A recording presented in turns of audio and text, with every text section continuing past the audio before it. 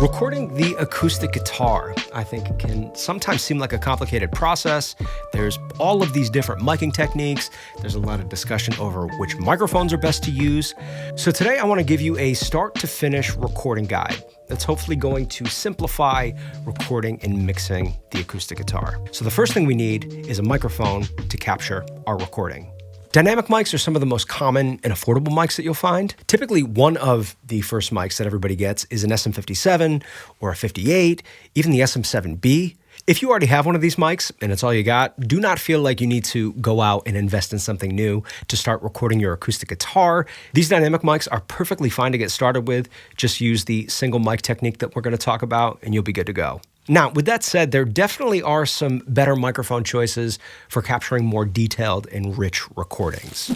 Ribbon mics will capture a nice and natural detailed recording, but in my opinion, they're a little more specialty and not quite as common in the home studio as other dynamic mics and condensers. And as awesome as ribbon mics are, today I want to mainly focus on condenser microphones. These are some of the most commonly used microphones because you can use a good condenser microphone to record just about anything. You have two main kinds of condenser microphones, large diaphragm and small diaphragm. Large diaphragm condensers tend to bring a recording to life with lots of fullness and color and character, whereas small diaphragm condensers are a little more detailed and natural sounding. Let's take a quick listen to some different kinds of microphones so you can hear the difference.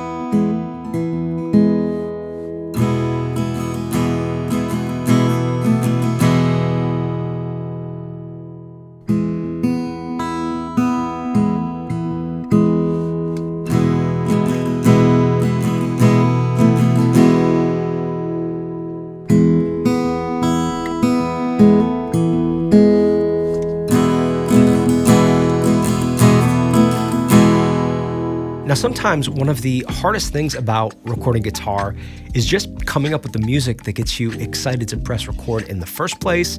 I tend to find myself in these creative ruts where nothing I'm playing feels particularly inspiring. Fortunately, I've learned some quick and effective ways to get myself out of these creative ruts, and one of my favorite tools is today's video sponsor, Pickup Music.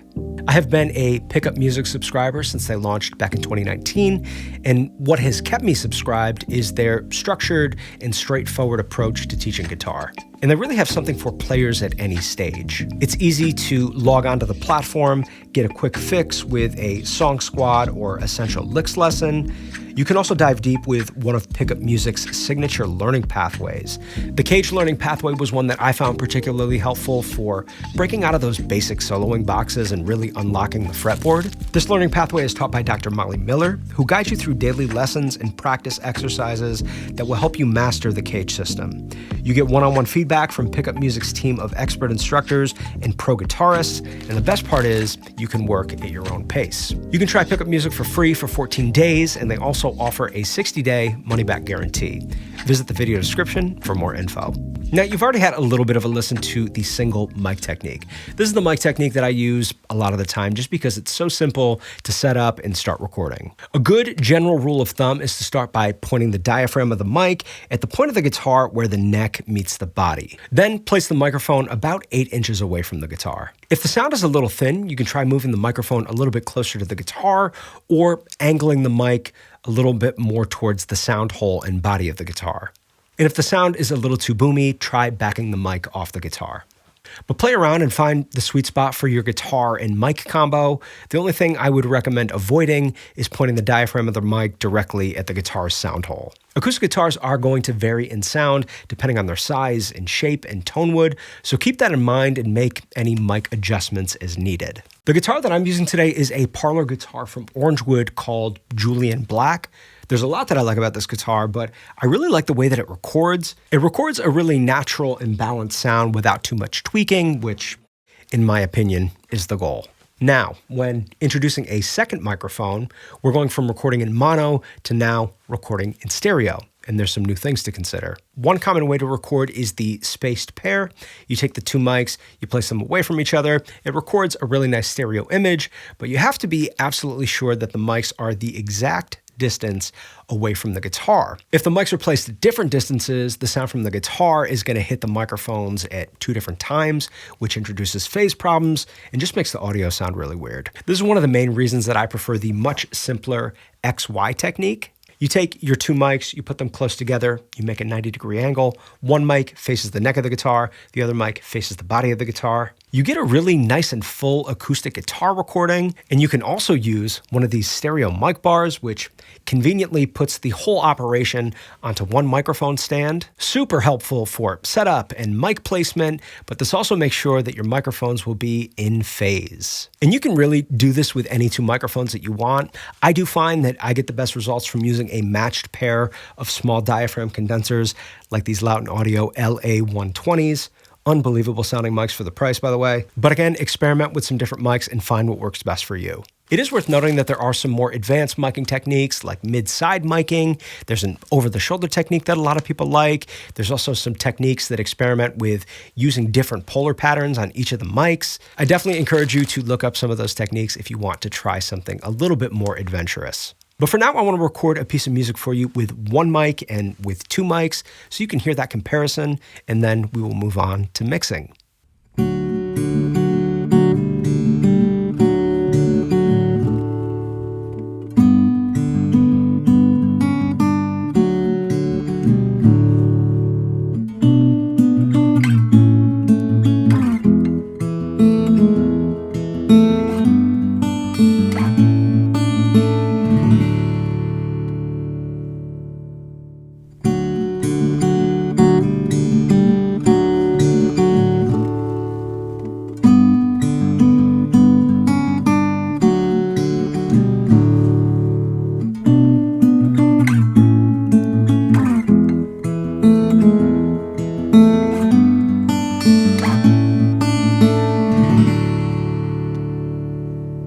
When mixing, it's important to remember that every mix and every recording is going to call for something a little bit different. So I want you to treat these more as guidelines and just always remember to dial in your own settings that are appropriate for your mix. And whether you are working with a stereo or a mono recording, you can follow these guidelines. One thing I do like to do with a stereo recording is just create a summing track. If you're in Logic, you can just highlight your two tracks, right-click and say Create Track Stack, and then create a summing stack. Now you can add your plugins and mix right on this summing track. The three main things that almost every acoustic guitar track is going to have are EQ, compression, and then some sort of effect that's going to add some space to the acoustic guitar track. For this particular recording, the acoustic guitar already sounds pretty good to me. And as I pull up Pro Q3, you can see I just made a few tweaks. What's nice about Pro Q3 is you have this solo button, so you can kind of sweep around the frequency spectrum and search for those harsh and unwanted frequencies. For this recording, I just rolled off some of the lows, pulled a little bit out of the low mid, and again, tamed some of that top end harshness. Let's take a listen.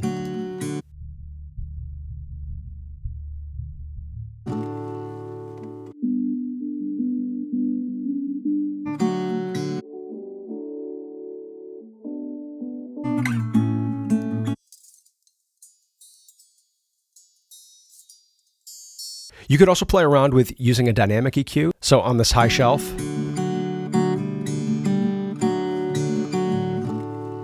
you can see we're only triggering that dynamic EQ every so often. If you're just using a stock EQ and you don't have that soloing feature that Pro Q3 has, just grab an EQ band and you can sweep around the frequency spectrum and hunt for those unwanted frequencies. With compression, there's two that I really like to use, the LA3A and the LA2A. These are also two software compressors that I think a lot of people have. And what I like about them is they're pretty simple to use. You can see on a compressor like this, which is just the Logic stock compressor, you have a lot more controls that you have to dial in. Whereas with the LA3A and the LA2A, things like attack, release, and ratio are all built into the compressor itself. So you really only have to worry about your peak reduction and your output gain. These controls at the bottom here, I usually leave the analog hiss noise off. And then this high frequency knob, I just always set to flat so that the compressor is affecting the entire frequency spectrum. The LA3A is going to have a slightly faster attack than the LA2A. And I'm going for about 2 to 3 dB of gain reduction here. So let's check that out.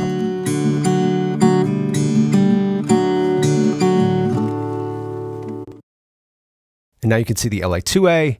The meter is going to jump a little bit slower because it has a slightly slower attack than the LA3A.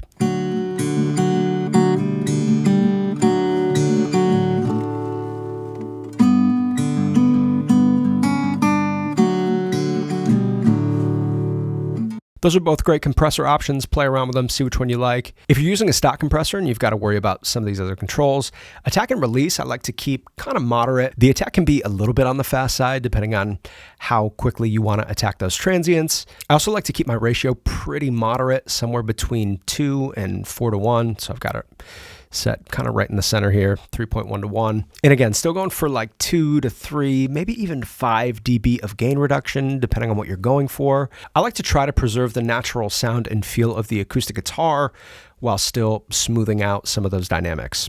Now, the next thing you may want to try is adding some space and dimension to the acoustic guitar. You can see on this aux track here, I've got some different options that I want to show you. One is a hall reverb, nice and big and lush sounding.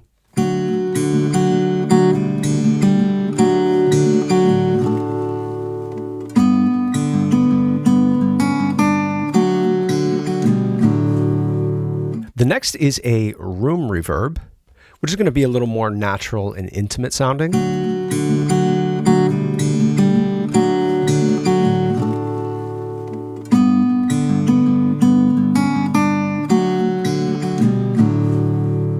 I also like to use a plate sometimes for something that's just got a little bit of a different character and kind of a different density than some other reverbs.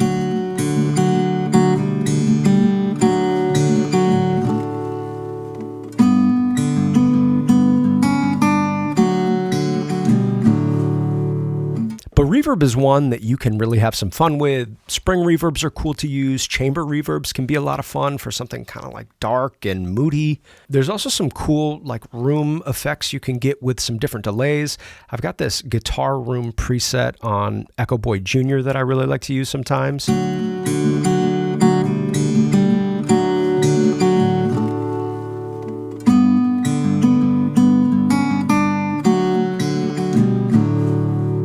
But definitely spend some time playing around with reverb and delay. If you're working with a mono recording, there's a lot of different ways that you can add in some width. The doubler from Waves is a really popular one. My little secret sauce plugin is this plugin from Yum Audio called Spread. Take a listen.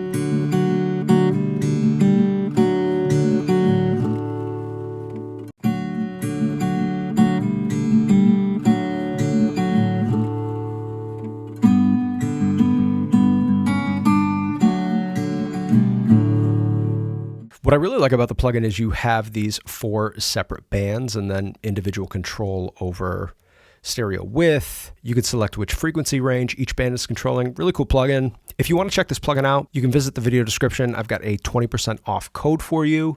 Definitely a plugin worth checking out. Now, one other thing that I really like to throw on my acoustic guitars, especially if I want to beef them up a little bit and have them really stand out in the track, I like to use some sort of saturation plugin. I really like this Rabbit Tape plugin right now from Safari Pedals. It's got a ton of customization and features, and I think it's on sale right now for like $50, which is super cheap for how good this plugin is. Just take a listen.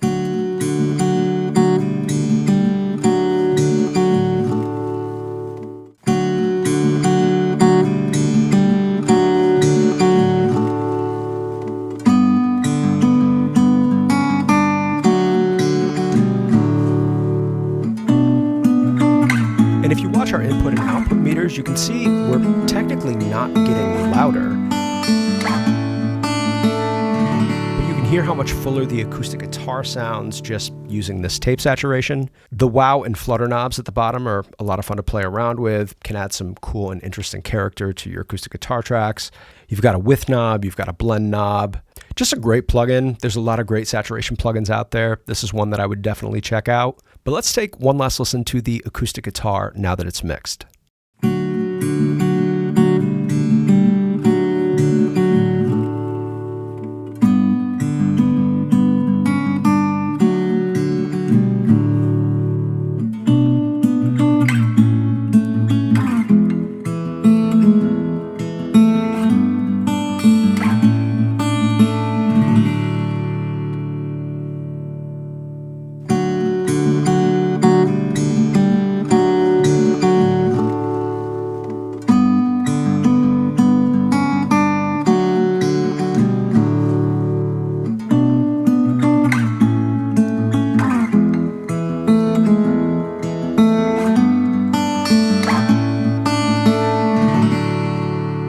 All right, my friends, that wraps up today's video.